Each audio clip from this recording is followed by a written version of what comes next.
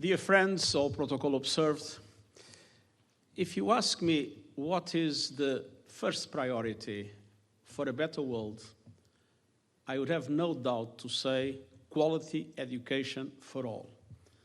And the first priority within the first priority is quality education for all girls.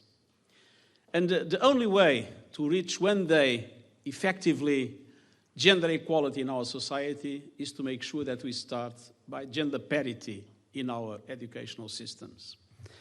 And so I'm pleased to be with you to support this Drive for 5 call to action to educate adolescent girls.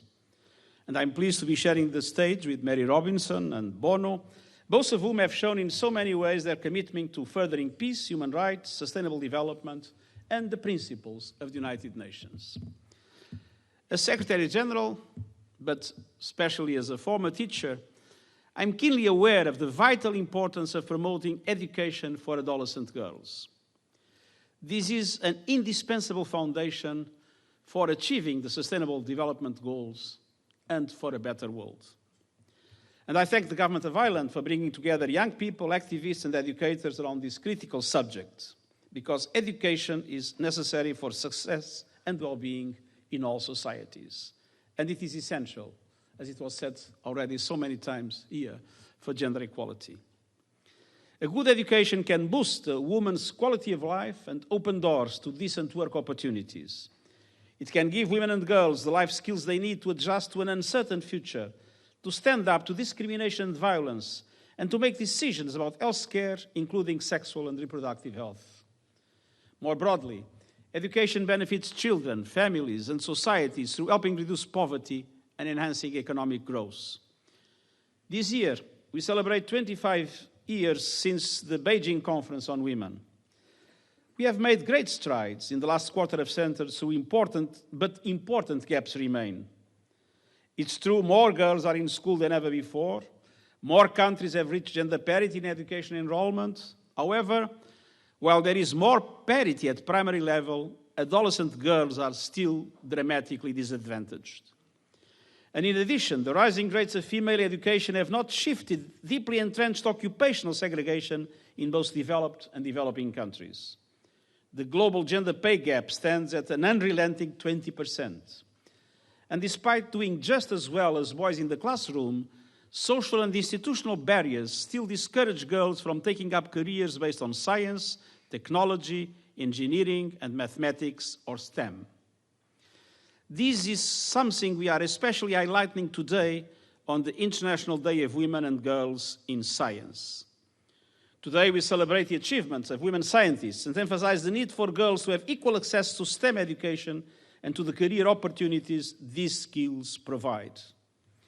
These are the careers of the future, and we cannot achieve gender equality in our societies without women playing an equal role. I strongly believe that gender equality is essentially a question of power. We still live in a male-dominated world with a male-dominated culture, but we have to recognize that progressively we have been able to balance things, even if we are far from gender equality and gender parity in today's world. But one of the most worrying trends I'm witnessing today is the fact that in technological professions, and especially in the Silicon Valleys of this world, we have an even more male-dominated culture and male-dominated situation. And let's not forget that these centers are the centers that are shaping, with their technologies, the economies and the societies of the future. So if we don't reverse this trend, and if we do not have real parity in women and men defining the technologies of the future, designing the technologies of the future, we risk to have the present trend of balancing power relations between men and women be reversed again. And so education of girls, but education of girls in the areas of STEM is absolutely essential from the point of view of gender equality in the future. Fair education for girls is also central to tackling poverty. Around the world, there are millions of adolescent girls whose education has stalled because of poverty, inadequate school sanitation facilities, unpaid care duties, and harmful cultural practices such as child marriage.